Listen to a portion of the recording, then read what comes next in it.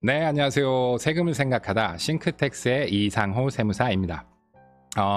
오늘은 그 법인 잉여금을 세금 없이 줄이는 4가지 방법을 알려드리도록 하겠습니다. 자, 법인 돈을 만약에 세금 없이 그냥 가지고 나가시면 어떻게 될까요? 예, 맞습니다. 가지급금입니다. 자, 가지급금으로 가져나가게 되시면 대표님께서는 이자 내셔야 되고요.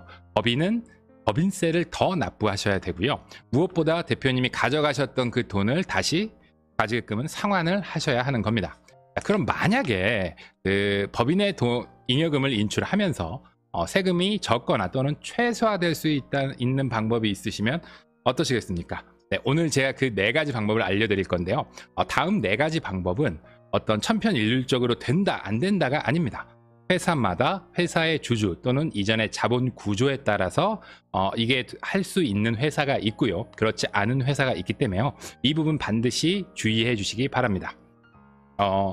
우리가 이익잉여금의 본질을 살펴보겠습니다. 이 이익잉여금은 무엇일까요? 법인이 우선 사업을 해서 이익을 내고 법인세를 냅니다. 이렇게 법인세를 납부하고 나서 회사의 곳간에 이 잉여금을 쌓아두게 됩니다. 이렇게 쌓인 것이 이익잉여금이고요. 대부분의 대표님들께서 이 이익잉여금을 개인이 가져가시고자 할 때 소득세가 발생되기 때문에 그게 부담스러워서 이익잉여금을 개인화 못 하시고요. 자, 그렇게 되다 보면 회사 안에 이 장부상 잉여금이 계속 적체가 되게 되어 있습니다. 자, 이렇게 적체되면 어떤 일이 발생하냐면 나중에 이 기업을 혹시나 승계하고자 했을 때 상속증여세 또는 이 기업을 청산하고자 할 때 청산시 배당 소득이 굉장히 증가될 수 있습니다. 자, 이 문제를 제가 조금 더 도식화해서 보여드리도록 하겠습니다. 자, 어느 회사의 주식 가치를 이렇게 노란 선으로 추정해 놓은 겁니다. 당기 순이익이, 그러니까 순이익, 매출에서 비용 뺀 순이익이 일정하다고 가정을 하고 시간 연도 변화에 따라서 주식 가치가 어떻게 변하는지를 보여주는 그래프인데요. 자, 이 시점을 보시면 자, 우선 이 부분입니다. 자, 이 부분이 현재고요. 현재 이 회사의 기업 가치는 150억입니다. 그리고 10년 후를 제가 한번 가정해 볼까요? 10년 후의 기업 가치는 270억이죠. 자, 그러면 10년 동안 우리 회사가 이렇게 10년의 시간이 경과하는 도중에 정말 회사도 성장한 건가요? 네, 그렇지 않죠. 당기순이익, 즉 이익이 일정하다, 10년 동안 매년 똑같이 15억씩 한다 라고 가정을 했을 뿐인데 회사는 즉 성장하지 않고 이렇게 쭉 유지만 하고 있다는 것인데, 보시면 기업 가치가 이렇게 올라가서 거의 한 1.7배 정도 되죠. 자, 이 경우에 어떤 문제가 발생할까요? 지금 현재 만약에 이 150억이라는 가치의 주식을 자녀에게 증여한다고 가정하면 증여세가 대략 70억 정도 나올 겁니다. 자, 그런데 회사가 성장하지 않은 그 상태에서 이렇게 주식 가치가 올랐죠. 그러니까 당연히 세금이 오르겠죠. 세금이 올랐을 때 세금은 130억이다 이겁니다. 자, 회사가 성장하지 않았는데 세금은 거의 2배가 되죠. 거의 2배가 됐다. 자, 이게 어떤 결과 때문에 그러냐면 이익잉여금이 회사의 자산에 계속 누적이 되다 보니까 주식가치가 따라서 계속 상승을 하게 되는 거고, 주식가치가 상승을 하면 당연히 관련 세금이 상승하는 구조. 자, 이게 우리나라 세법의 구조입니다. 자, 그렇기 때문에 여기서 바로 이익잉여금이 문제가 된다는 말씀을 드리는 겁니다.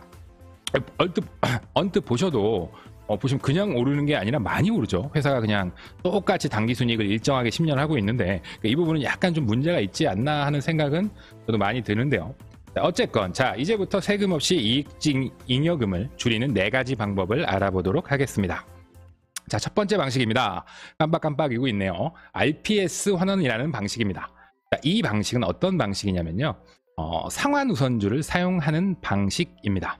조금 천천히 말씀드리면 상환우선주라는 건 이렇습니다. 통상 일반적인 경우에 대표님 또는 주주분께서 회사에 출자를 하시면 주식을 받으십니다. 출자 또는 증자를 하시면 주식을 받는데요. 이걸 저희가 보통주라 하고요.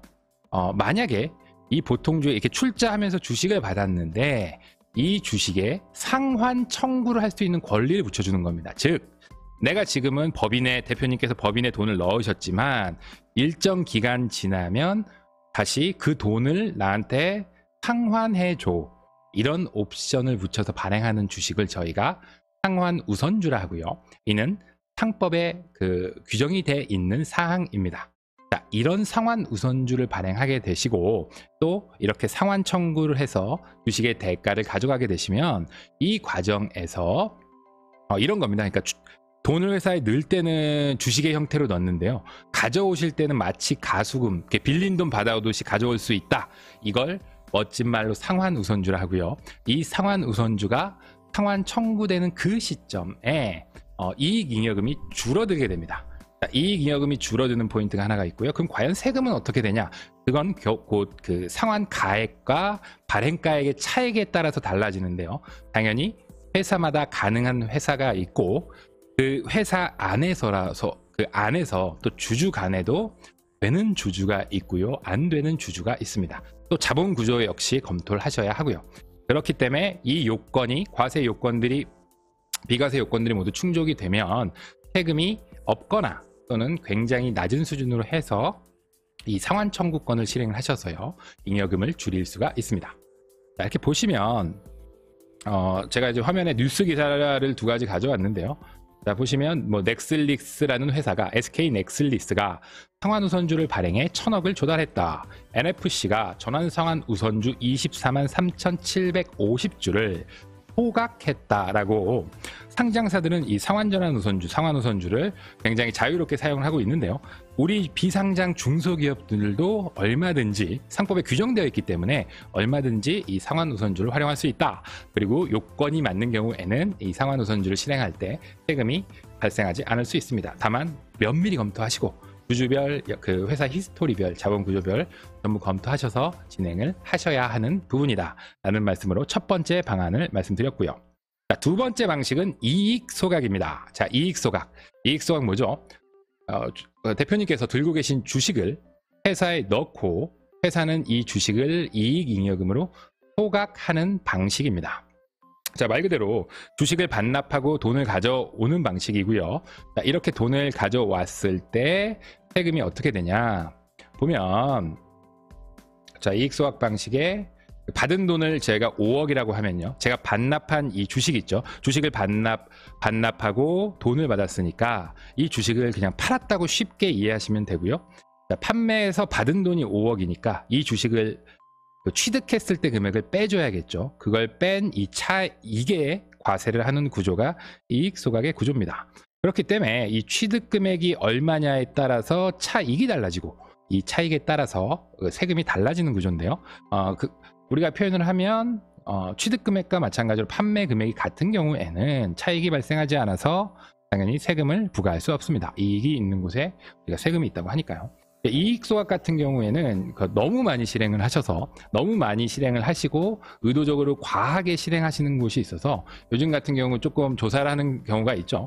근데 그 과정 중에서 어떤 게 중요하냐면 이렇게 판매 대금이 과연 주식을 처음에 판 그 사람에게 귀속이 되었나, 또는 그 사람에게 적절하게 귀속이 되었다면 그 전에 너무 여러 번의 거래를 거쳐서 이익 소각에 이르지 않았나, 이 과정에서 어떤 편법적인 시도가 없었나, 이 부분을 굉장히 예민하게 보니까요. 이런 어떤 부분들을 전부 다 해칭을 하셔야지 적정하고 안전하게 이익 소각을 실행하실 수 있을 겁니다.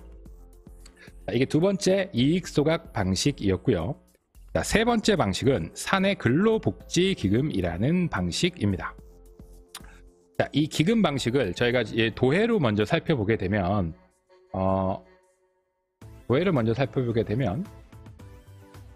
이렇습니다. 가장 먼저 회사는 이렇게 기금 비영리 법인을 세웁니다. 기금이라는 건 말 그대로 펀드라고 하는데요. 어떤 돈들이 모인다는 겁니다. 특정 목적에 쓰기 위해 돈을 모으는 거죠. 자, 이 사내 근로복지기금은 어떤 목적으로 쓰일까요? 가운데 복지라고 있죠. 회사 내 근로자의 복지를 위해서 마련된 기금이라는 뜻이고요. 이렇게 조성된 기금은 그 회사의 그 복지 사업에 사용하게 됩니다. 당연히 수혜는 직원들이 보고요. 통상 회사로부터 우리가 이렇게 뭔가 복지적으로 뭘 받으면 이게 직원들은 다 소득세가 과세가 되죠. 그래서 뭐 명절 떡값 같은 것도 뭐 주시는 대표님도 시원하게 주는데 받는 직원도 이제 기분 좋게 받아야 되는 게 그런 돈인데, 어떻게 보면 이제 소득세가 과세되면 원천징수 문제가 생기고, 뭐 100원 주면 뭐 한 5원 띄고 받고, 이제 서로 회사는 일이 많아지는 거고, 근로자는 뭔가 약간 찌뿌둥하죠. 받았는데 찌뿌둥하고, 또 그러다 보니까 뭐 체육대회 선물이라든지 이런 거 줄 때도 이게 소득세 부과 대상이냐, 이거 원천세 해야 되냐, 뭐 이런 고민들을 항상 하게 되는 겁니다. 이런 거를 다 해칭할 수 있도록 한 것이 저희가 사내 근로복지기금제도고요.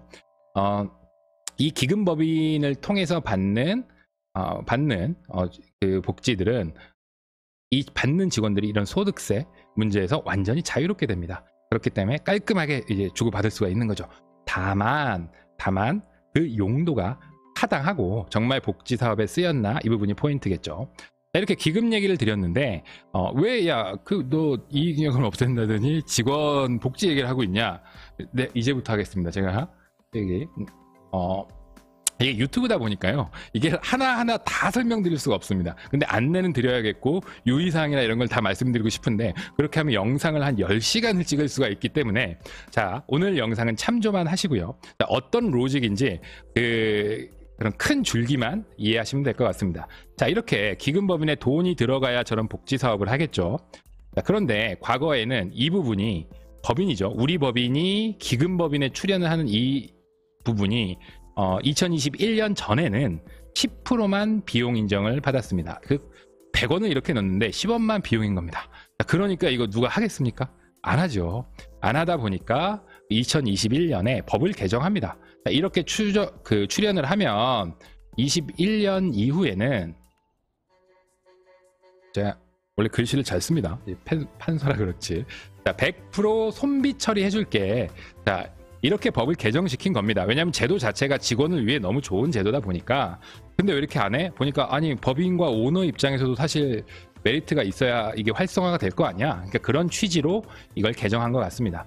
이렇게 출연하는 과정에서 이게 다 100% 비용이 될 거고요.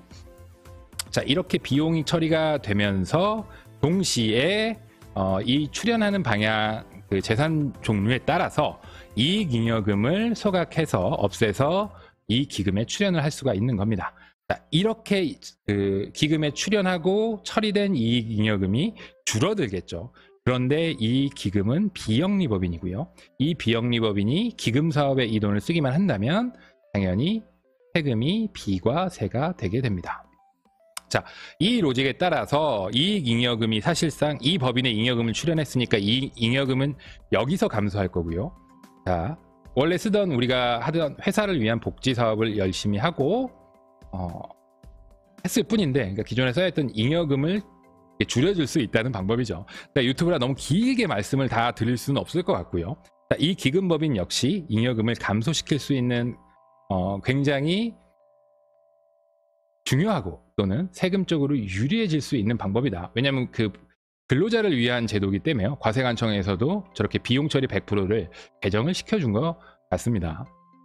자, 이렇게 우리가 세 번째 기금법인을 활용해서 잉여금을 세금 없이 없애는 방법을 안내를 드렸는데요. 요즘 같은 경우 또 뭐 ESG 경영이 화두다 보니까 그 중에 G가 있죠. G.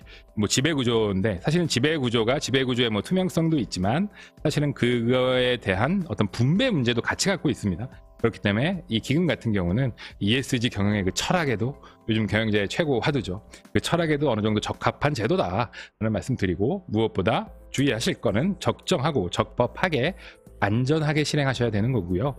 통상 이게 제가 현장에서 아쉬운 건 뭐냐면, 자, 여기 보시면 이 기금법인 처음에 설립만 되게 뭐 강조하시는데, 훨씬 중요한 건요, 설립하고서 이 출연하고 이 복지 사업을 실행하는 것이 훨씬 중요합니다. 이 단계를 우리 회사에 맞게 또는 적법하게, 회사에도 맞아야 회사가 유리하고요, 적법해야 당연히 직원과 회사와 오너 세 분 모두에게 유리한 겁니다. 그렇기 때문에 절대 뭐 시중에서 흔하게 뭐 설립만 하고 땡 뭐 이런 건 절대 하시면 안 되고요. 설립하셨으면 이후의 계획을 탄탄하게 가져가셔야 당연히 적법한 방법이다 라는 말씀 드립니다.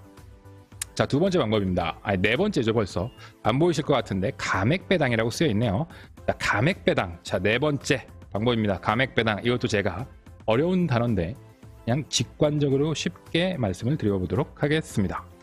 자, 우리가 통상 법인을 운용하시다 보면 우리가 배당을 받습니다. 일반적으로 우리가 배당을 받는 건 이익잉여금에서 배당 받는다. 여기까지는 다 아실 거고요.